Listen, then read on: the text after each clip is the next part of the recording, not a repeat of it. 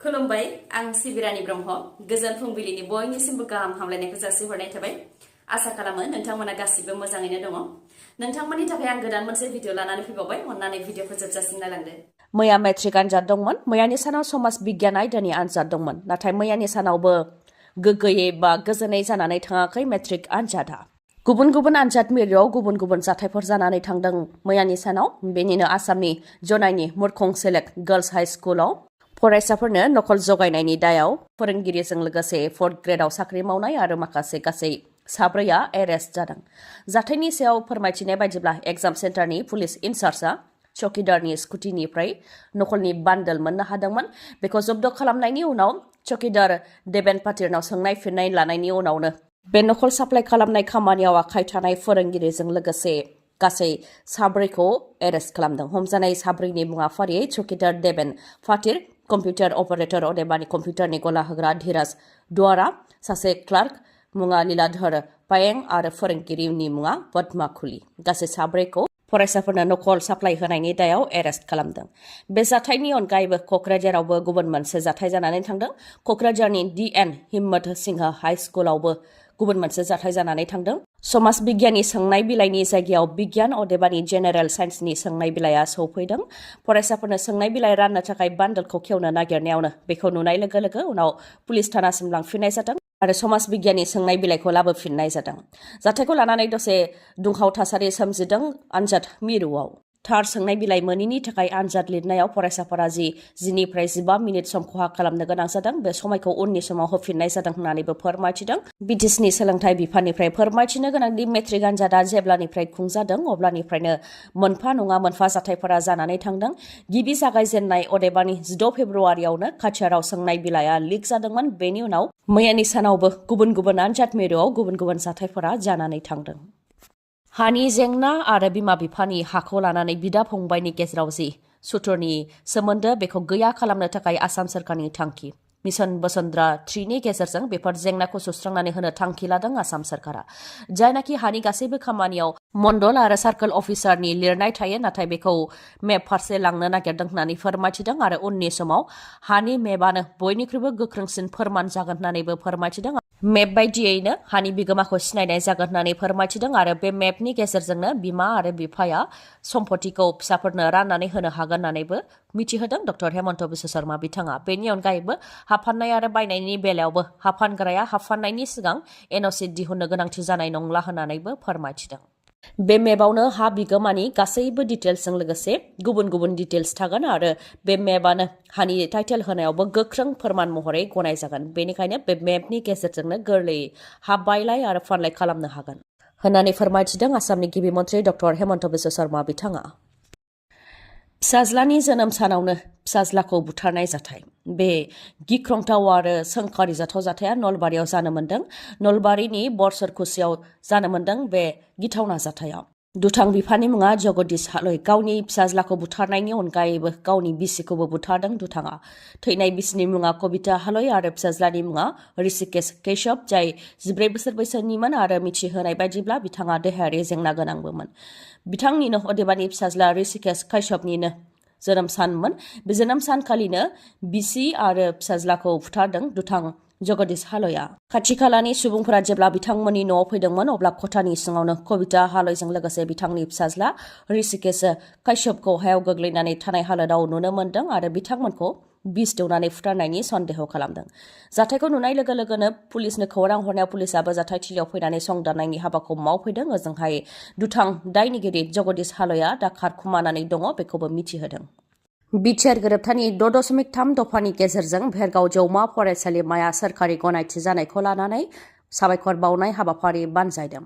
उदालगुरि जिल्लानि सिङाव थानाय बिटिआरनि भेरगाव बियाबाव 2005 मायथाइयावनो गायसंनाय जादोंमोन भेरगाव जौमा फरायसालिमाखौ दा बे फरायसालिमाया बिटिआर गोरोबथानि 6.3 दफानि गेजेरजों सोरखारि गनायथि मोनबाय बेयावनो बिटिसिनि गाहाय प्रमद बर'जों लोगोसे कलेजखौ गायसननायाव मदद होनाय सुबुंफोरखौ साबायखर बावनाय हाबाफारि बानजायदों जेराव प्रमद बर' बिथाङाबो बाहागो लादों आरो बाहागो लानानै जौमा फरायसालिमानि बिल्डिंखौ बेखेवनानै होदों बेनि अनगायैबो गुबुन गुबुन खामानि आरो गेट बानायनो थाखायबो 50 लाख रां होबावगोन होननानैबो फोरमायथिदों प्रमद बर' बिथाङा लोगोसे भेरगाव जौमा फरायसालिमाया सोरखारि गनायथि मोननायखौ लानानै NDFB, UBPO आरो दुलाराय बर' फरायसा आफादनिसिमबो साबायखर बावहरदों प्रमद बर' बिथाङा।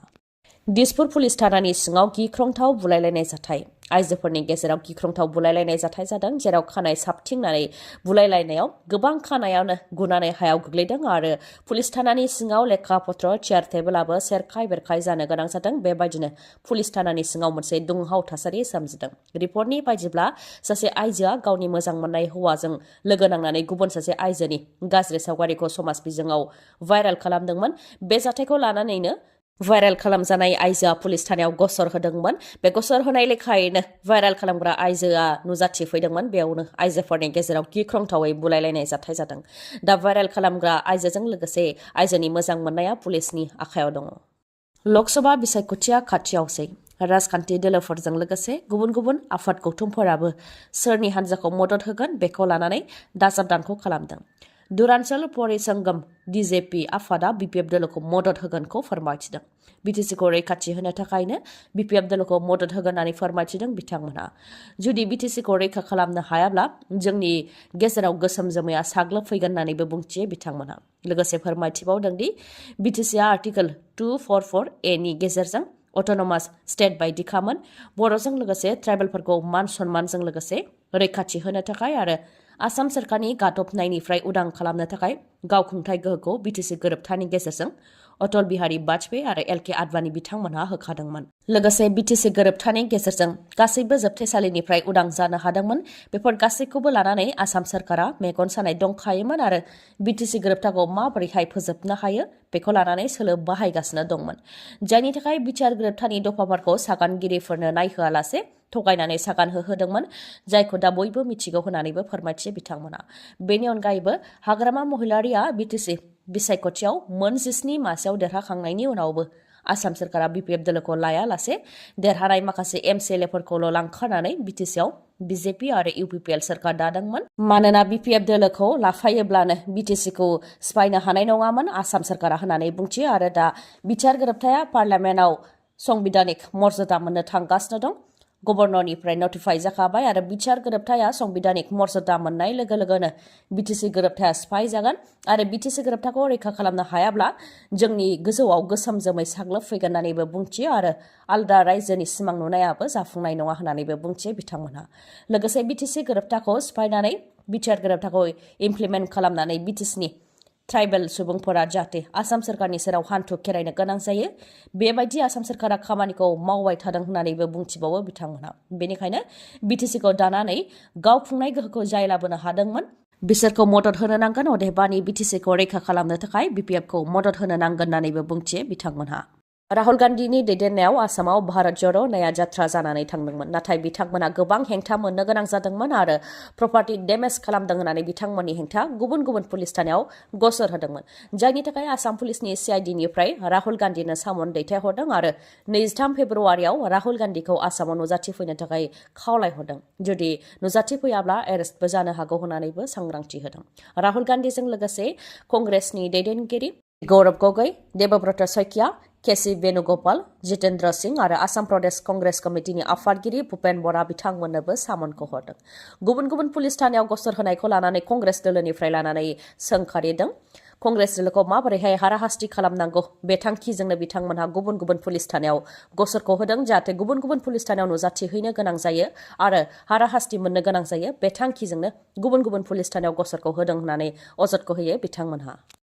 दिनैनि भिडिअआ एसेनोसै। गाबोन फिन लोगो मोनफिनबावगोन। नोंथाङा जुदि आंनि भिडिअखौ मोजां मोनदोंबा लाइक, कमेन्ट आरो शेयार खालामनो दाबाव। गोजोन्थों।